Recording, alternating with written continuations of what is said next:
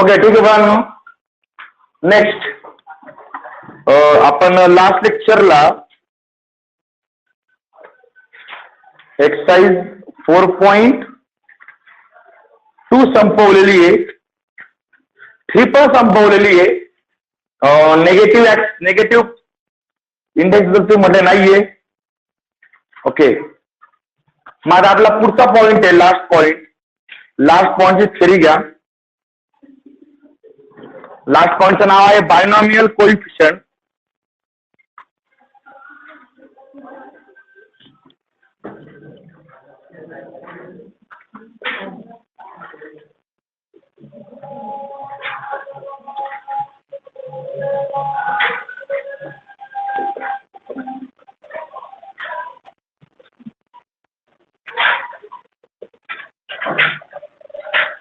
Binomial coefficient.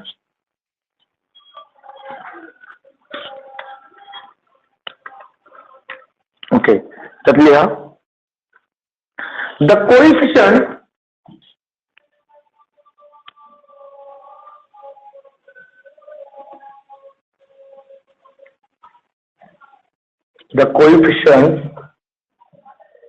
NC0, NC1,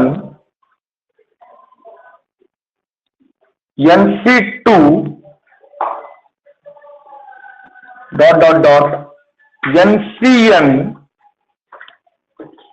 NCN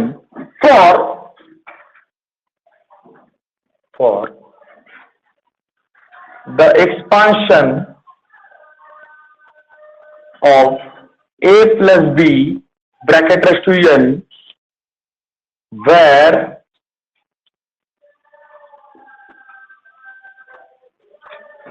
N belongs to natural number,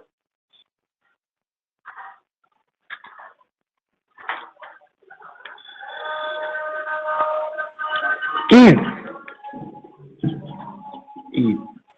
आता इकडे वावर का, जर तो NC असेल ना आणि सगळे असतील तर आपण असं लिहू शकतोय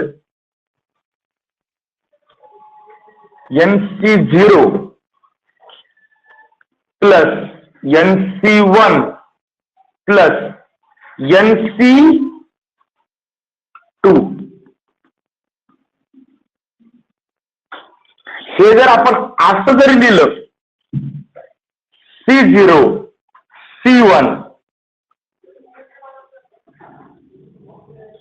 इथं ऑर्डर हाय येतो शेवटी पा. तर याची व्हॅल्यू असते 2n विदाउट प्रूफ. डायरेक्ट सांगतो, हे डायरेक्ट डोक्यात ठेवायचं की याची सगळी सम किती ते 2n. अडचण बोला बरं. Number 2 second,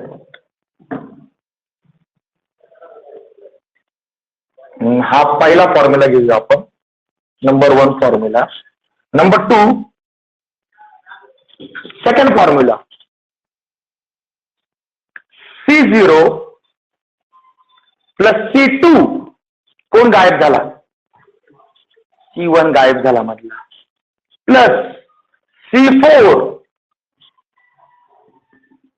plus dot dot dot dot dot. ही सम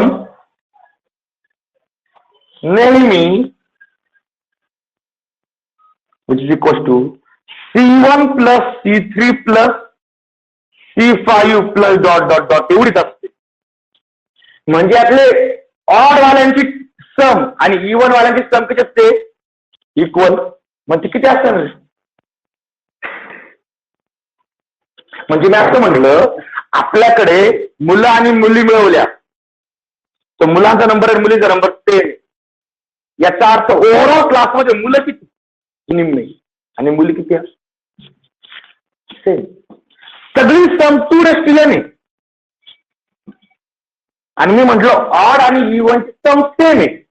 ऑडची टर्म ऑड टर्मची सम आणि इव्हन टर्मची सम कशी आहे, सेम आहे. तर ही आता हाफ असणार डिवाइड बाय 2.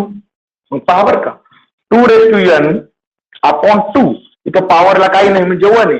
बेस सारखा आहे, नंबरचं डिव्हिजन, पॉवरची काय घ्यायची, सबट्रॅक्शन, मल्टिप्लिकेशन, ऍडिशन.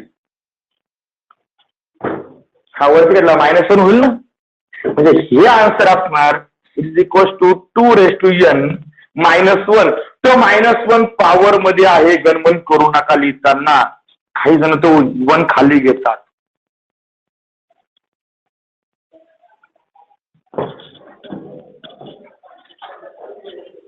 तो 1 पॉवर मध्ये आहे.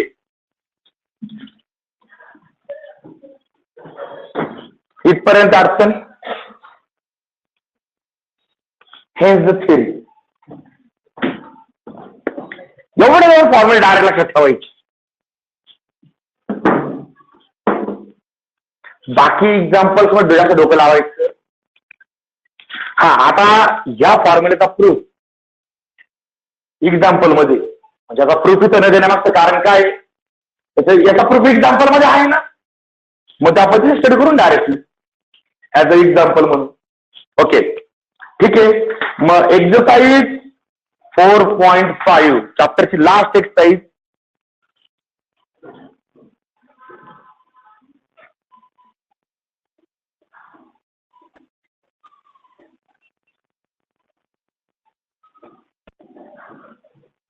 Exercise 4.5. Show that, question common आहे, शो दॅट, आणि हे सगळे येतात IPM 2 मार्क्सला. हे एक्झाम्पल एक्झामला येतात. शो दॅट, यातला पहिला घ्या, C0 plus C1 plus C2 plus dot dot plus C8 is equal to 256 दाखवायचं आहे.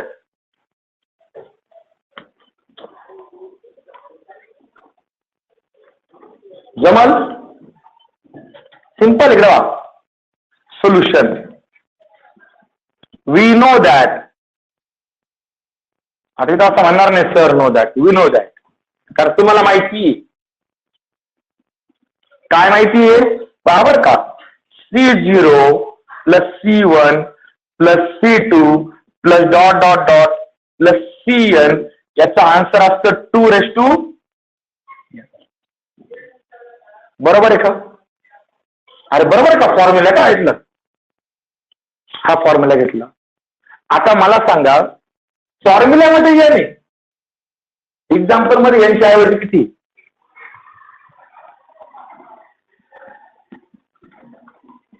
Put N is equal to 8. काही C0 plus C1 plus C2 plus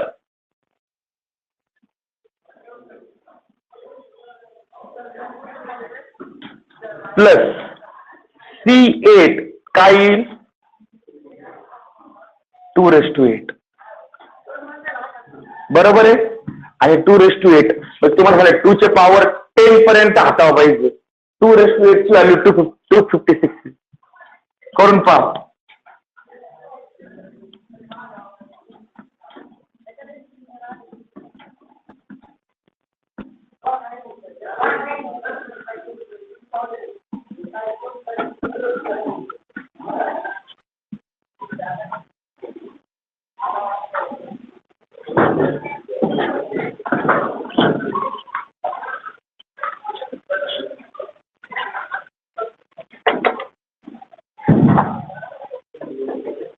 दोन मार्क सुद्धा लई झालं एक्झाम्पल. 1 मार्क सुद्धा नको आहे, पण 2 मार्क तर ओके. ऑनलाईन वाले घ्या स्क्रीनशॉट. तिकडचं खोडून मी पुढचं एक्झाम्पल आहे. झालंय, पहिलं एक्झाम्पल झालंय. सेकंड एक्झाम्पल,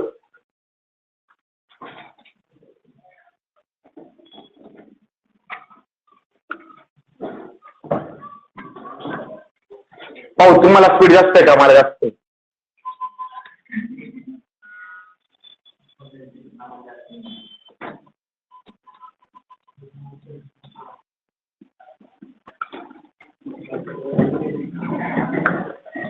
झालं सेकंड एक्झाम्पल. काय बदललं रे फक्त? मागच्या एक्झाम्पल मध्ये 8 होता, इथं फक्त काय आला 9.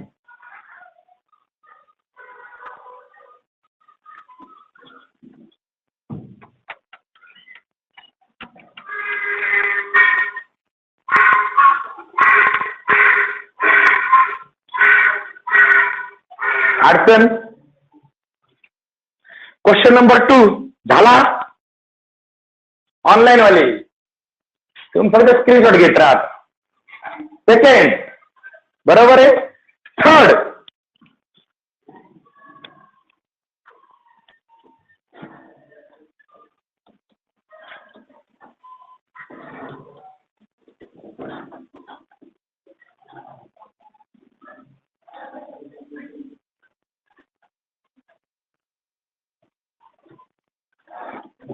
Example number 3. C1 इथं सुरुवात गडबड झाली बा. C0 राहील. C1 plus C2 plus dot dot plus C7 127. बरोबर आहे. टेन्शन घेऊ नका. जरी 1 असला अख्खे फॉर्म्युले किती तुमच्याकडे. जास्त गोंधळ आहे का? सी ची ऍडिशन आहे म्हटलं अगड आवड एकच फॉर्म्युला आहे कोणता एक. मला गडबड नाही होत. हा फॉर्म्युला घेतला. मला सांगा इथं हे नाही इथं किती. ही ऍडिशन किती झाली 2:7 आणि 2:7 म्हणजे 128. बरोबर आहे. पण त्यांनी विचारलं 1 पासून, आपण प्रूव्ह केलं 0 पासून. पण मला सांगा मग तुम्हाला कॉम्बिनेशनचा उद्योग सांगितलेला आहे. NC0 आणि NCN हा नेहमी 1 असतो. मग बाकी तिकड जाऊ द्या. याची व्हॅल्यू तुम्हाला माहिती ती 1. But C0 is always 1 for any n. जगातल्या कोणत्याही n साठी C0 नेहमी 1 असणार. म्हणजे ही व्हॅल्यू तुम्हाला माहिती आहे. 1 plus C1 C2 plus dot dot dot plus C7 याची व्हॅल्यू आली 128. आणि हा बिचारा 1 इकडे प्लस आहे, इकडे गेला मायनस होईल. म्हणजे देअरफॉर आन्सर आलं C1 plus C2 plus dot dot dot plus C7 is equal to 128 minus 1 and therefore final answer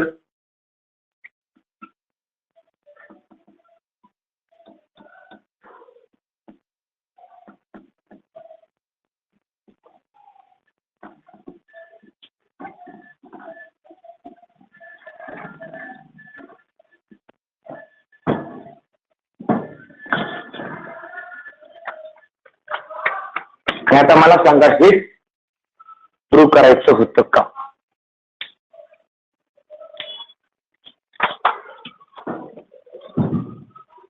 online वाले स्क्रीनशॉट. ओके अडचण बोला बरं. अरे एक्झाम्पल मध्ये अडचण तिसरं समजलं. अखे 6 घ्यायचे 7 6 घ्यायचे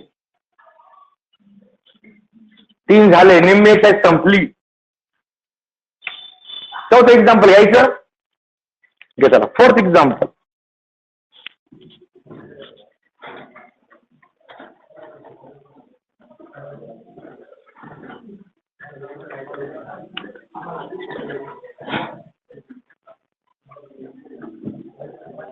एक्झाम्पल नंबर 4.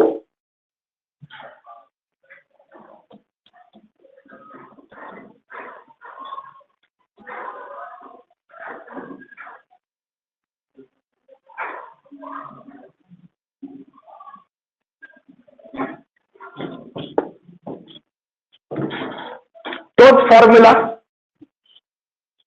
यांच्या ऐवजी किती पुट करायचा 6. 2:6 मोजून पहा. 2 × 2 × 2 × 2 × 2 × 2 64 होईल. बट C0 ची व्हॅल्यू 1 आहे. तर 1 इकडे प्लस आहे. तिकडे गेला मायनस झाला.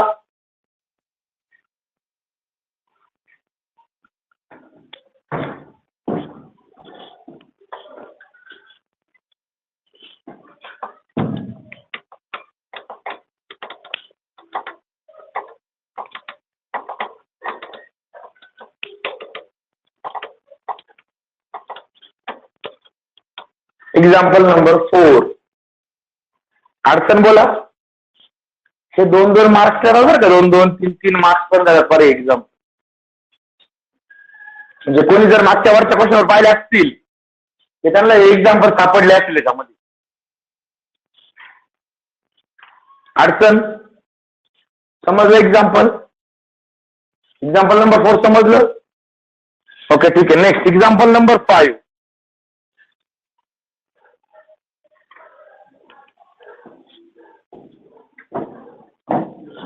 झालंय हे इकडचं पुस्तक आता.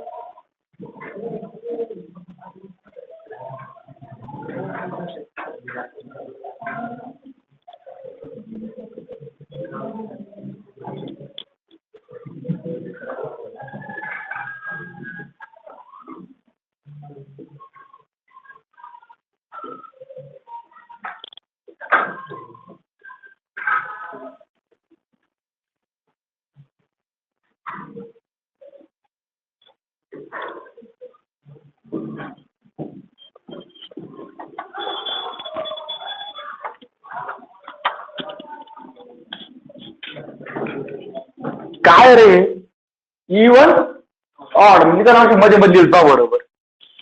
0 1 2 3 4 5 6 7 8 बरोबर आहे. फॉर्म्युला आहे हा.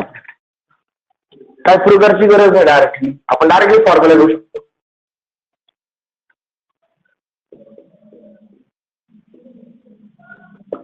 वी नो दॅट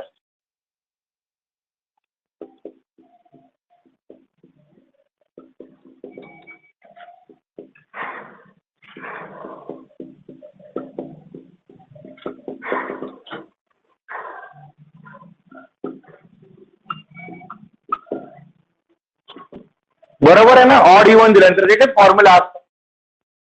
हा, यात यांची व्हॅल्यू किती टाकतात? कसं बोलतो 8. ही लक्षात ठेवा की यांची व्हॅल्यू या फॉर्म्युलामध्ये इव्हन वाली असते, ऑड वाली नसते. इथं नंबर त्यामुळे लिहिलंय. हा जर तुम्हाला इथपर्यंत थांबवला असता इथं मिसिंग असते ते ऍडजस्ट करावे लागले, पण ती होत नाही. तुम्हाला एवढं एकच एक्झाम्पल आहे या फॉर्म्युल्यात. डायरेक्ट यांची व्हॅल्यू किती टाकणार 8. Therefore C0 plus C2 plus C4 plus C6 plus C8 plus C1 plus C3 plus C5 plus C7 is equals to 2 raised to 8 minus 1. बरोबर आहे का? आणि फक्त इक्वल्स टू कॅरी करतो पुढे. तुम्ही इकडचं कॅरी करणार आहे 2 raised to आणि मोजा 2 raised to 7. संपलं एक्झाम.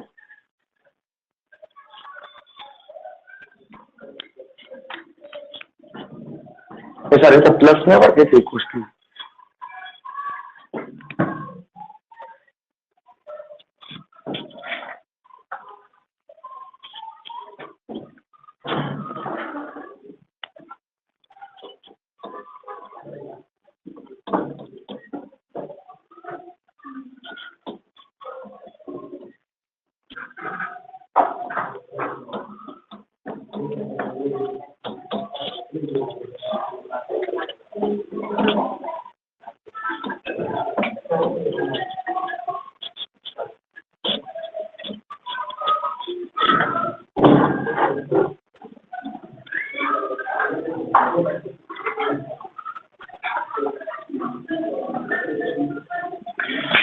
अडचण.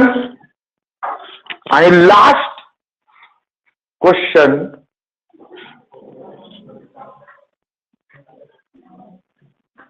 C1 plus C2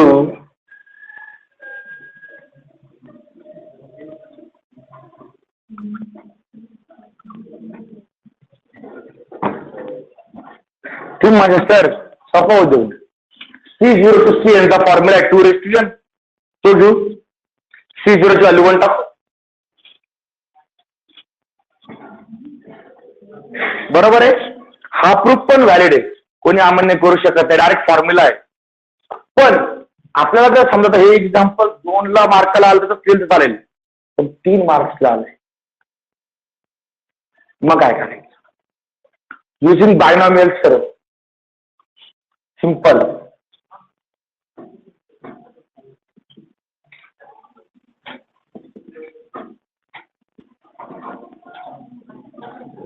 using binomial theorem.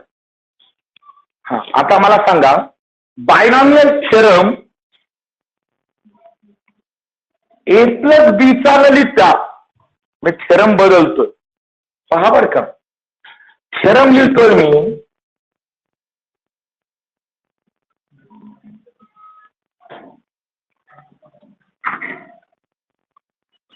हे का केलं, जेव्हा एस एक्स ची व्हॅल्यू पुट करेल तेव्हा कळेल तुम्हाला. चला मला सांगा, एक्सपान्शन काय? NC0 1/(x⁻0) तुला याची गरज, प्लस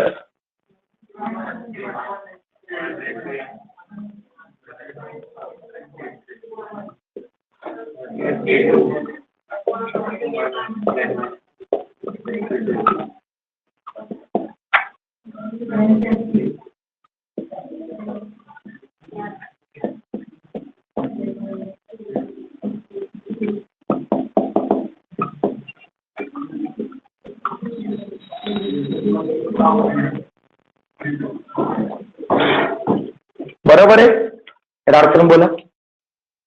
मला सांगा 1चा कितवाही पॉवर घ्या. संपला विषय 1.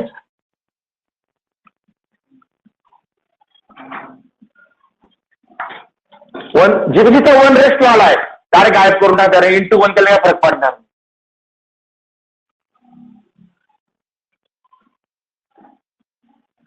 आणि एक्सचा पॉवर 1 लिहिला नाही ते.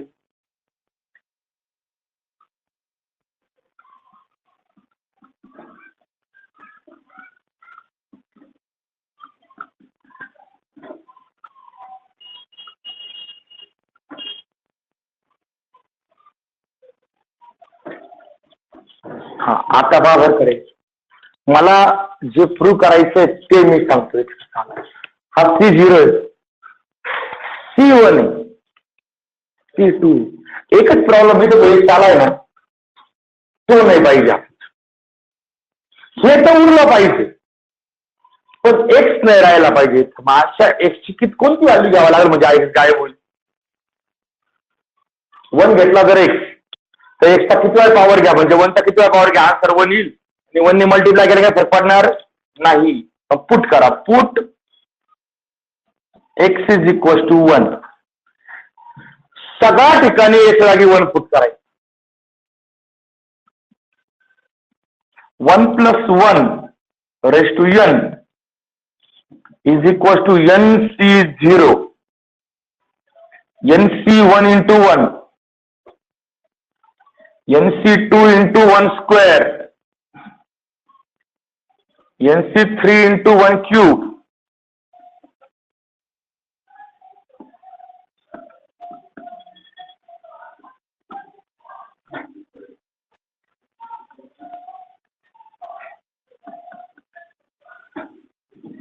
वनचा कितवाही पॉवर घ्या 1, पण इकडे मात्र घोळ होईल. 1 + 1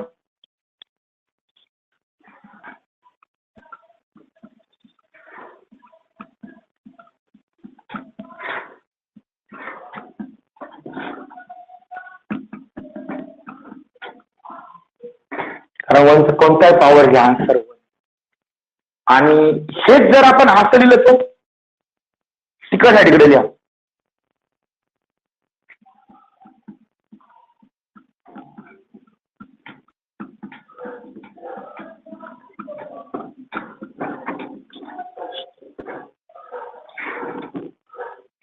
हे पण आपण NC0 हा कसा लिहितो? C0 plus C1 plus C2 plus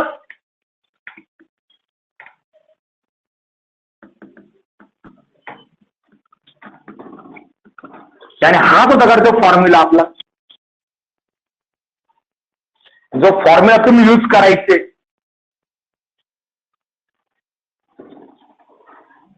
तो फॉर्म्युला हाच आहे.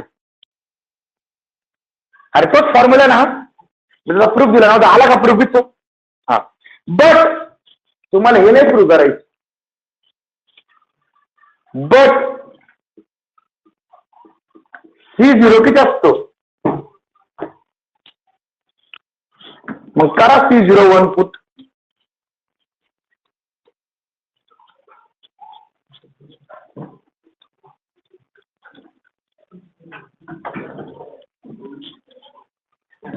Therefore,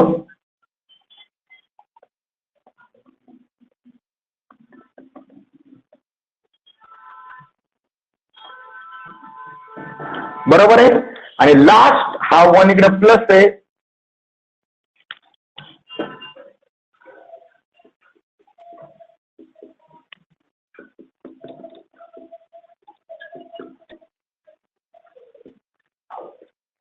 आता तर पॉवर मध्ये 1 नाहीये.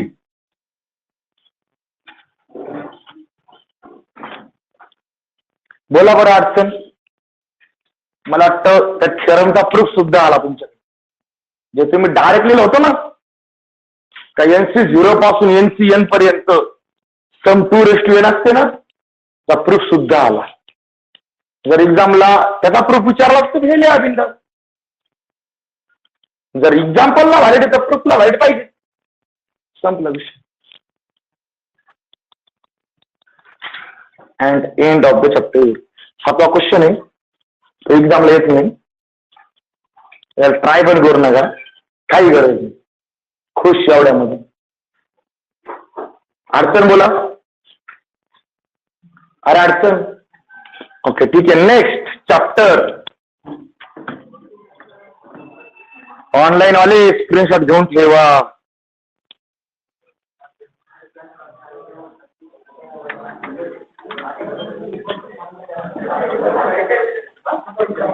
नेक्स्ट चॅप्टर मॅथ सेकंडच कंटिन्यू करू लगेच.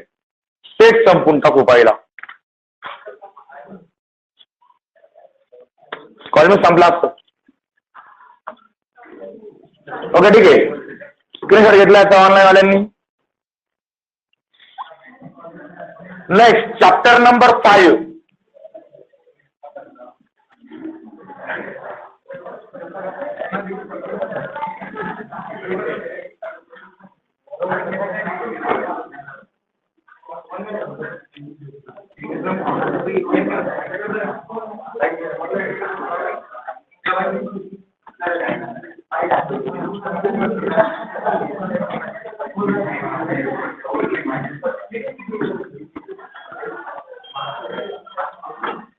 Math second.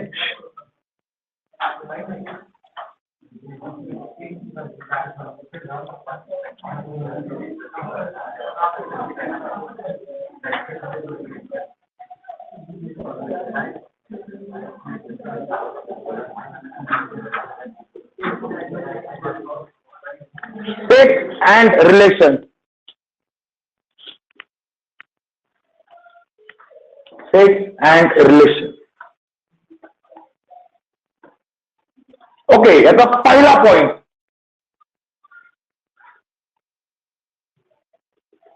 सेट. हा, आता आजचं थोडंसं थिअरी लेक्चर आहे, थोडंसं थिअरी लेक्चर होईल. पहिला डेफिनेशन लिहा. खालीच बसत नाही मी निष्कारणाचा. Sets. What are sets? 9th 9वीला होते.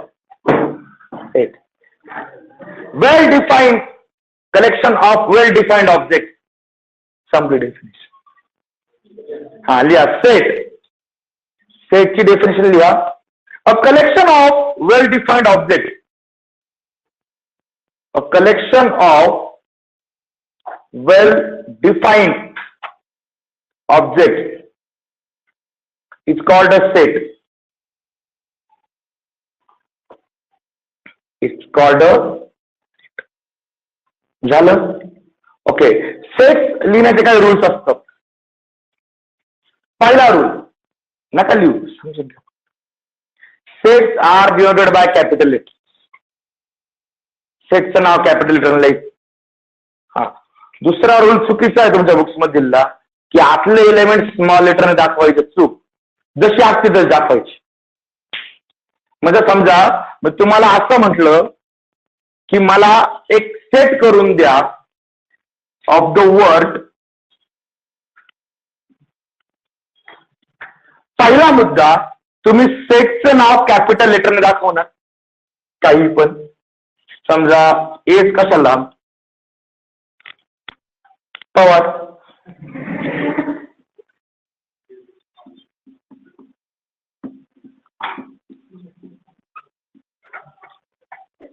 वैशिष्ट्य नाव एक पण रिपीट नाही. अक्षर रिपीट झालं कट करायचं. बरोबर. आता मी हेच बदलतो. Write down the set of the letters of the word. आता मात्र हा पी सेट कसा येईल.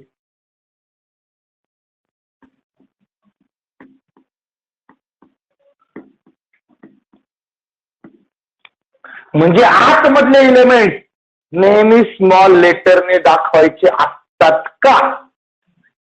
बुक मध्ये छापलंय सगळे बिंदास सांग. आणि एक्झाम्पल होताना बिंदास कॅपिटल काय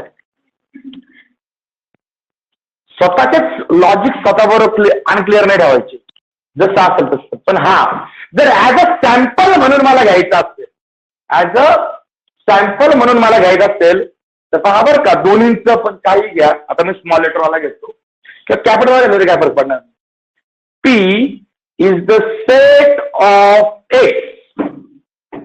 आता हा एक्सचा आणि किशोरचा काही संबंध नाही. पण मी हा घेतला सॅम्पल एक्स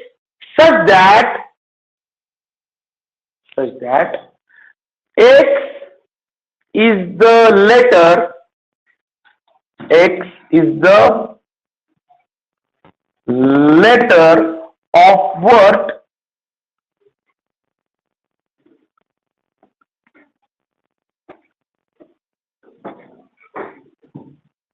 बरोबर आहे. हा ज्यावेळेस मी सॅम्पल घेतला त्यावेळेस तो मात्र एक स्मॉल. सॅम्पलिंग मध्ये कॅपिटल घ्यायचे. समजला उद्योग. मग पहा काय रूल्स.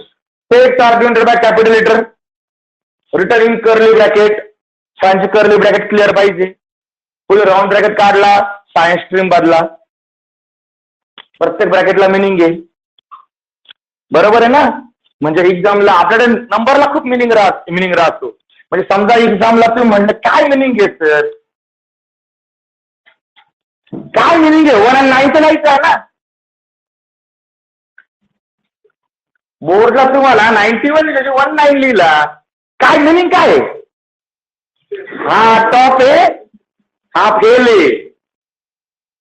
मिनिंग आहे गणमन करायचं. कर्ली ब्रॅकेट म्हणजे कर्ली ब्रॅकेट झाले बाई. हा ज्यांचे कर्ली नाही येते ना कर्ली करा, वाटू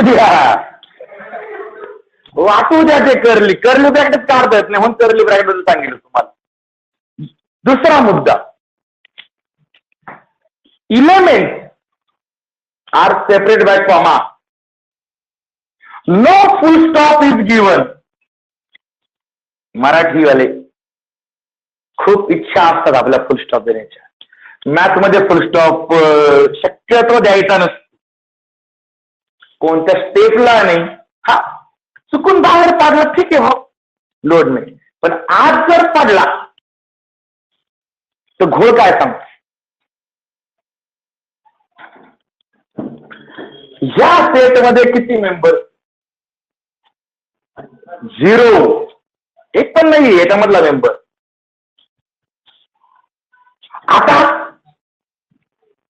आता याचा एक मेंबर आहे फुल स्टॉप. आता एक मेंबर आहे कॉमा. म्हणजे पुढे काही देत बसायचं मेंबर नाहीये तर आज पूर्ण ब्लँकच दिसलं पाहिजे. समजला उद्योग. ओके. त्यानंतर पुढचा मुद्दा कुठपर्यंत आलं. कर्ली ब्रॅकेट झाले, कॉमा झाले, इक्वल टू झाला, रिपीटेशन इज नॉट अलाउड. म्हणजे जर आपण पवार हा वर्ड घेतला, स्मॉल घेऊया, तर हा सेट काय येईल.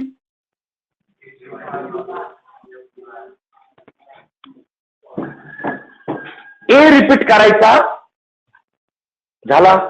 ओके. हे झालं बाळांनो rules of writing the set. बरोबर आहे. अरे समजलं का. ओके. पण मी एक सेट इथं दाखवला होता किशोरचा. तो काहीतरी वेगळा होता, असा कॉमा विमा काहीच नव्हतं. बरोबर आहे. मग सेट लिहिण्याच्या दोन पद्धती.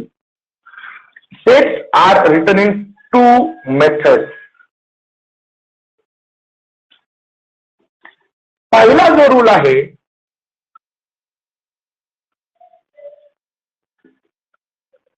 रोस्टर फॉर्म आणि दुसरा जो आहे तो आहे रूल फॉर. रोस्टर फॉर्मला एक स्पेसिफिक नाव आहे. नाव आहे दिलंय का तुमच्या बुक मध्ये. नाही दिलेलं, जाऊ द्या. रूल फॉर्मचं नाव फक्त आपण बदलून घेणार. Set builder form. Roster form आणि set builder form. Roster form म्हणजे लिस्ट फॉर्म, ज्याच्यामध्ये आपण वन बाय वन लिस्ट करीत जाणार. आणि रोस्टर फॉर्म म्हणजे प्रॉपर्टी फॉर्म. इथून फक्त प्रॉपर्टी लिहिणार such that the property form. अडचण. ओके. याचं एक्झाम्पल घेऊया. सपोज एक सिंपल सेट घेऊया.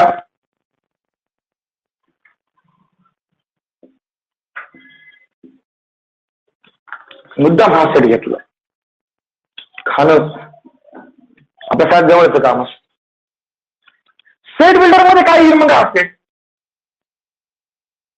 हा वर्ड कोणालाच वाचायला अवघड जाणार नाही. काय वर्ड असतो जरी मी तुम्हाला मार्किंग करून दिलं तरी हा काय होईल. X is the x such that x is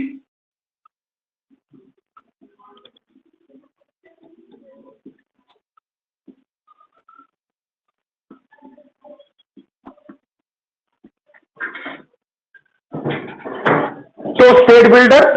sir तो रोस्टर. रोस्टर म्हणजे लिस्ट आणि हा काय सेट बिल्डर म्हणजे प्रॉपर्टी. ज्यांच्या घरात कोणी शिक्षक असेल त्यांना रोस्टर. रोस्टर म्हणजे वन बाय वन. मॅथ्सचा माणूस आहे का, सायन्सचा माणूस आहे का, तुमचा मराठीचा माणूस आहे का, सगळे काउंट करायचे डायरेक्टली रोस्टर. आणि सेट बिल्डर म्हणजे प्रॉपर्टी. फक्त प्रॉपर्टी लाईच तेव्हा आपलं बाकीचं काही घेणं देणं. अडचण बोलावर. हा आता हाच मी जर असा लिहिला असता तर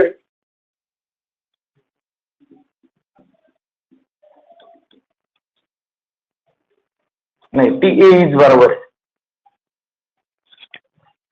का. टी ई ए चहा. हा मला सांगा हे दोन्ही सेट इक्वल आहे का. प्रॉपर्टी मध्ये वेगळं येईल. हा टी होईल तो इट होईल. पण इथं बरोबर का इथं टी इथं टी. म्हणजे तुमच्या सेट मध्ये त्या एलिमेंटची ऑर्डर इम्पॉर्टंट नसते. तुम्ही वर्गात आले येताना कोणत्या सिक्वेन्सने आले नाही. आठ आले ना बस समजलं. ओके. संपले दोन सेट. अडचण बोला. काढा तो चार्ट पटकन. 3 महिन्याच्या 3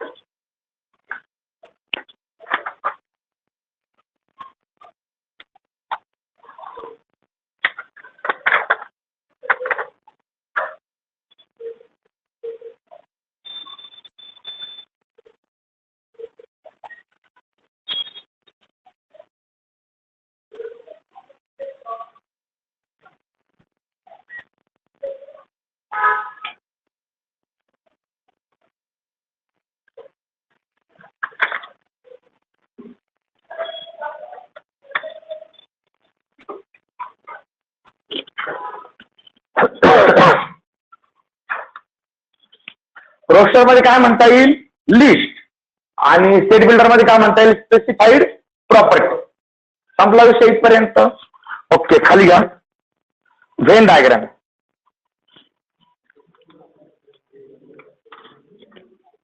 व्हेन डायग्राम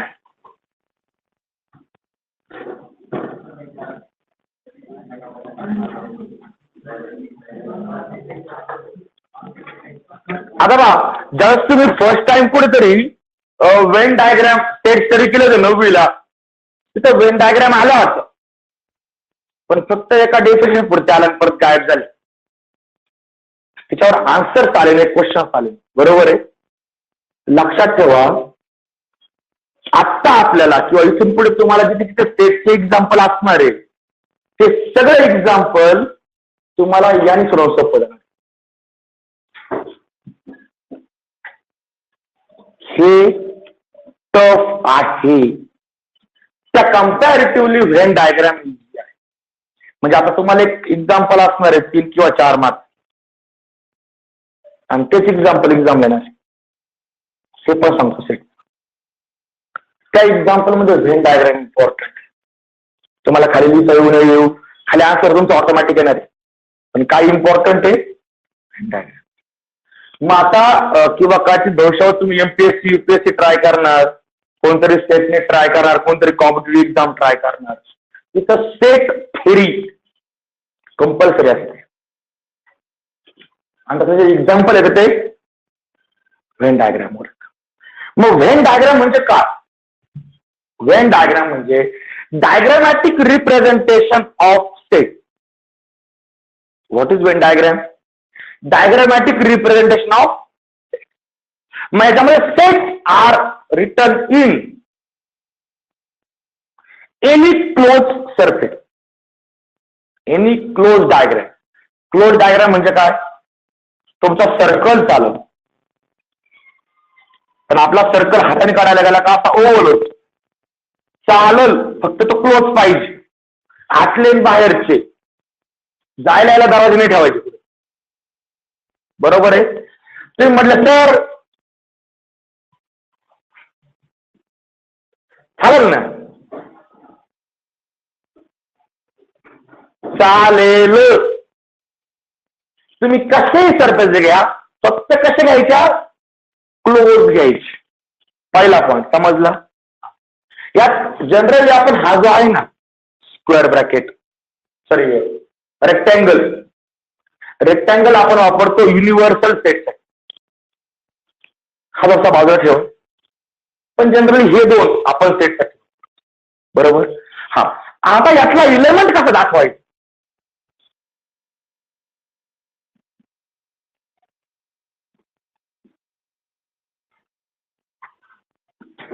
कुठेही पॉइंट घ्या, इलेमेंट लिहून टाका. अडचण फक्त सेटच्या आत ते मग डायग्रामच्या आत लिहा. अडचण बोला, संपल्या मी डायग्राम. आणि जर मी या डायग्राम मध्ये जर विदाउट पॉइंट जर 3 लिहिला, तर याचा अर्थ असा आहे या सेटमध्ये 3 मेंबर आहे, आणि जर हा पॉइंट देऊन लिहिला तर 3 हा त्या सेटचा मेंबर आहे. फरक लक्षात घ्या काय म्हणते. म्हणजे पॉइंट देऊन जर लिहिला तर तो त्या सेटचा मेंबर असतो, पण पॉइंट न देता जर आपण एखादा नंबर असाच लिहिला तर याला त्या सेट मधले नंबर असतात. बरोबर आहे. इथे आपण असं लिहितो number of A is equal to 3. किती वाजता लिहितो? मुद्दाम कम्पॅरिझन सांगतो. जास्त थिअरी लिहून देण्यापेक्षा समजलं ना एकदा, हे आयुष्यभर विसरत नाही. खूप सिंपल थिअरी. अडचण बोला बरं याच्यामध्ये. व्हेन डायग्राम समजली, थिअरी लिहून द्यायची गरज आहे. एकदम विचारत नाही कोणी. लिहून द्यायची गरज आहे का? समजलं काय बोललोय, समजलंय ना, मग ठीक आहे. ही लिहून देत नाही, मग तुमच्या बुक मध्ये खूप छान थिअरी दिलेली आहे. वाटलं साखी थिअरी लिहून काढा, पण ती थिअरी लिहिण्यापेक्षा समजणं महत्वाची व्हेन डायग्राम. ओके. पुढचा पॉइंट आहे number of the elements of the state, म्हणजे एन ऑफ किती इलेमेंट्स आहे, बरोबर आहे. काय लिहून द्यायची गरज आहे, मोजता येतं एक दोन, बाकी डोकं लावायचं नाही. किती मेंबर्स आहे थोडं जायचं, एलिमेंट किती, संपला. पुढचा टाईप, पुढचा point, type of the set.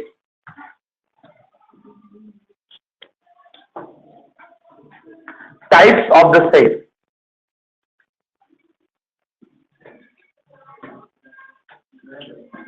हा, याचा डेफिनेशन काही वेळेस क्वेश्चन 1 मधला जो बी असतो ना, एक मार्क 4 येतात, तिथे येतो. एका टाईप एक्झामला येऊ शकतो. मग खाली घ्या, एम्प्टी सेट पहिला.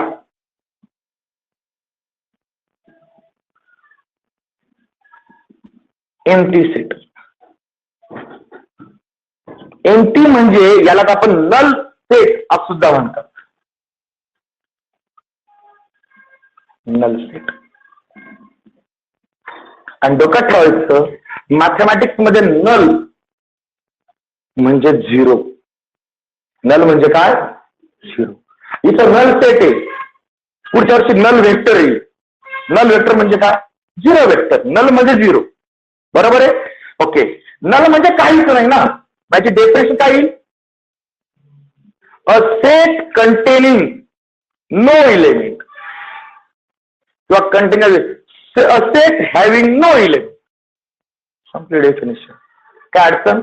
ओके, डेफिनेशन लिहा, a set containing no element. A set containing no element.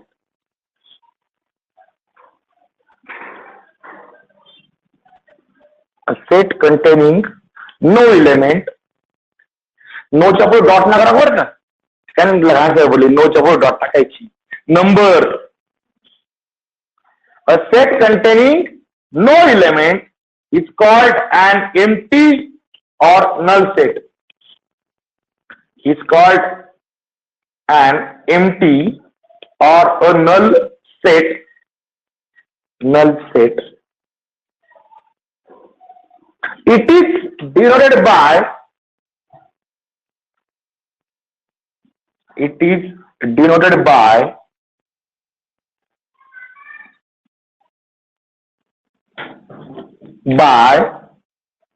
empty curly bracket. याला असं मध्ये काहीच नकोय, मध्ये कॉमा फुल स्टॉप काहीच नकोय, पूर्ण एम्प्टी काढायचं. और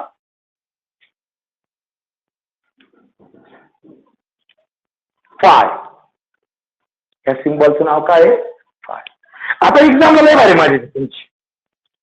काय होतं, आपल्याला आपल्यावर विश्वास नसतो, बादशावर लय विश्वास असतो. तुम्हाला 90% पडतात, 7% पडतात, ते बरोबर आहे, तुम्ही चुकीचे. काय होतं, एक्झामला एखादं एक्झाम्पल येतं, आन्सर असतं. काय होतं, तुम्ही लिहिता असतं, तो लिहितो असा. आता पेपरला घाईघाईत नीट दिसत नाही, तुम्ही म्हणता आपलं काहीतरी चुकलंय, आणि मग लगेच तुमचं जे आन्सर असतं ना. आणि आता बघा, हा एम्प्टी सेट आहे, हा एम्प्टी सेट नाहीये, याला एक मेंबर आहे फाय. म्हणजे त्यामध्ये एक मेंबर आला, एक एलिमेंट आला, एम्प्टी सेट नाही. किंवा काही जण याला एम्प्टी सेट म्हणतात. सांगितलं हा एम्प्टी नाही, कॉमा, हे एम्प्टी सेट नाहीये, यांच्यामध्ये एक एलिमेंट आहे. मग एक जर एम्प्टी सेटचे एक सेपरेट उद्योग असेल, तर एक एलिमेंट असणाऱ्याची सुद्धा एक डेफिनेशन आहे. मग number 2, second,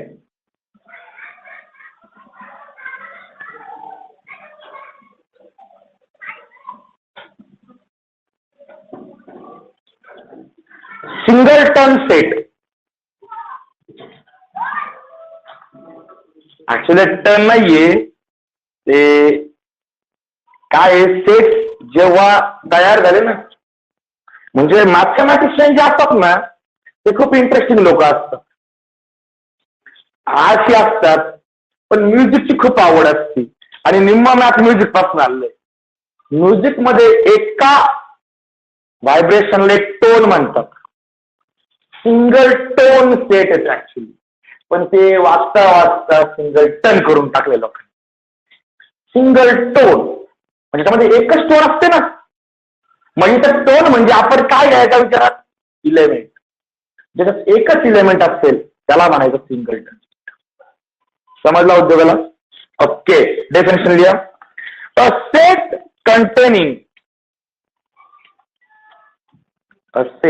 containing only one element. अरे एमटीचं एक्झाम्पल राहिलं का एखादं?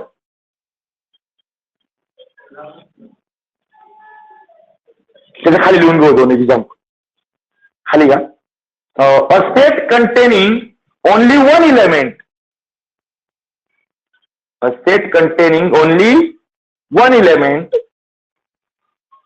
is called singleton set. It's called singleton set. Singleton set. आता हे एक्झाम्पल एक्झाम्पल क्वेश्चन असा तो, write the example of. Example जरा फक्त. मग सिंगलटनचं एक एक्झाम्पल द्यायचं मला प्रॉपर्टी फॉर्म मध्ये. तुम्ही असे करू.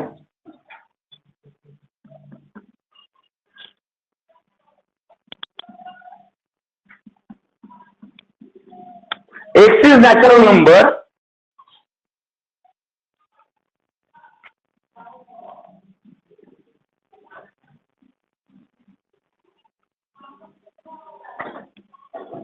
आता मला सांगा इकडे इक्वल्स टू आहे का? म्हणजे 1 आणि 3 घ्यायचा, पण या दोघांच्या मधला एक नॅचरल नंबर. म्हणजे हा सेट असा होईल रोस्टर फॉर्मला. आणि मग नंबर ऑफ ए किती आला?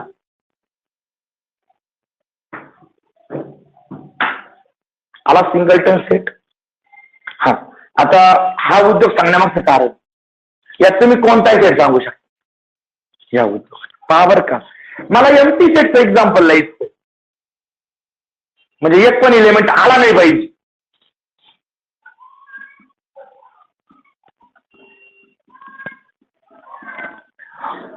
एक ते 3 मग 2 येतं ना, मग हा एक मी माग घ्या ना.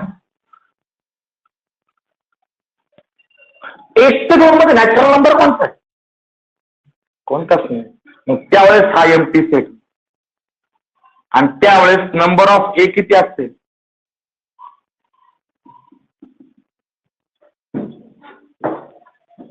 हे सिंगलटनचं एक्झाम्पल आहे, ते नल सेट किंवा एमटी सेटचं एक्झाम्पल आहे. सिंगलटनवर एमटी सेट लक्षात राहील प्रत्येकाला? राहील का लक्षात? Okay, next.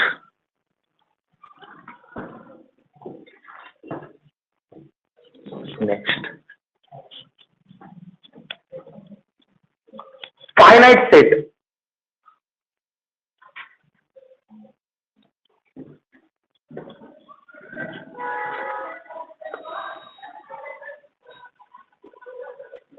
Finite set.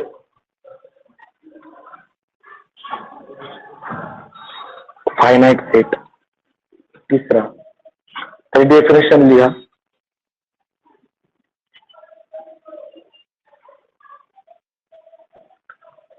The empty set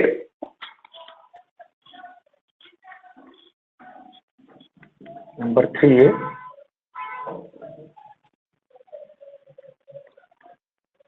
The empty set or a set which contains finite number of objects. Finite number of objects into bracket finite म्हणजे लिहा countable into bracket countable. Finite म्हणजे किती? Countable म्हणजे मोजता आले पाहिजे. आणि 0 तुम्ही मोजू शकता म्हणजे एम्प्टी सेट हा फायनाइट असतो. म्हणून फायनाइट डेफिनेशन मध्ये दिलंय अ एम्प्टी सेट और a set which contain finite number of objects into bracket तुम्ही लिहिलंय countable It's called finite set. It's called finite set.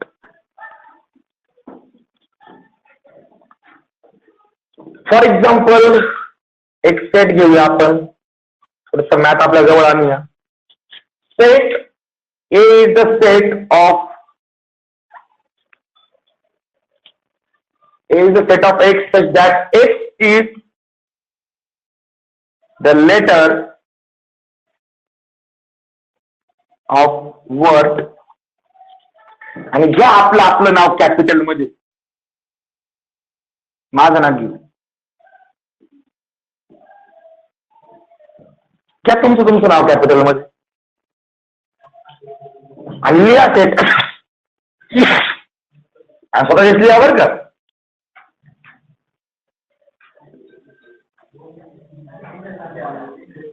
आवडते नाव नाही लिहायची, सेट लिहा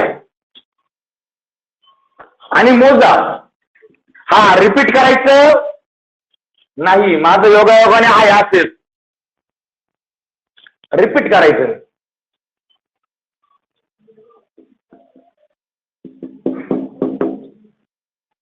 आणि हे मोजता आले म्हणजे हा काय फायनाईट. बरोबर आहे. आपलंच नाव लिहिलं ना. हा ओके. पुढे 4. चेक करा.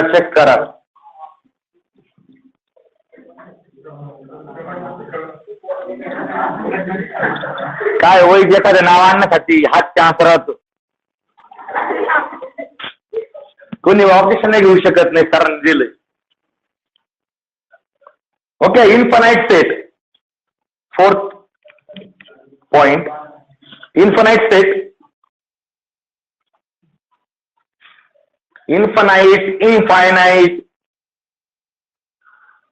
Infinite set.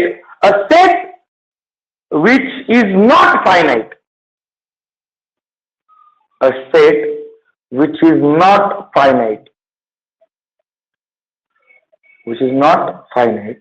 Is called an infinite set. It's called an infinite set.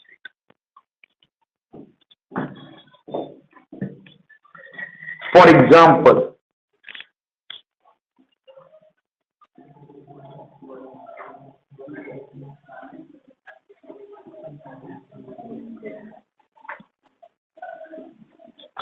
set of natural numbers.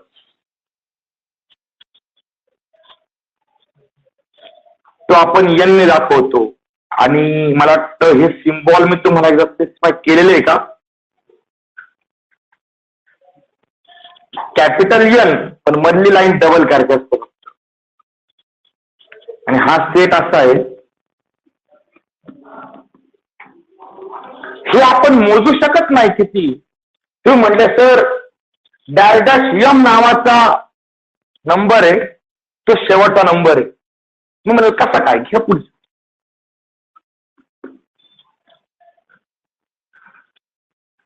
तुम्ही म्हटलं सर मग हा शेवटचा आहे, घे पुढचं. असा कधीच शेवटचा सांगणार नाही. शेवटचा काय सांगितला फक्त 1 लाईट पुढे प्लस करून झाला पुढचा. मग ही आहे नॅचरल नंबर. अडचण. आणि इन्फानाइट सेट मध्ये आपण n ऑफ कधी लिहू शकत नाही. एमटी ला लिहिला, सिंगलटन ला लिहिला, फायनाईट ला लिहिला, तरी फायनाईट. पण याला आपण कधीच n ऑफ n असं लिहिणार नाही. अडचण बोला बरं. अरे फायनाईट सेट बंद अडचण. हे पण समजलंय. उद्या राहिलेले थेरी आणि लगेच पहिली एक्सरसाइज संपून जाईल. ओके.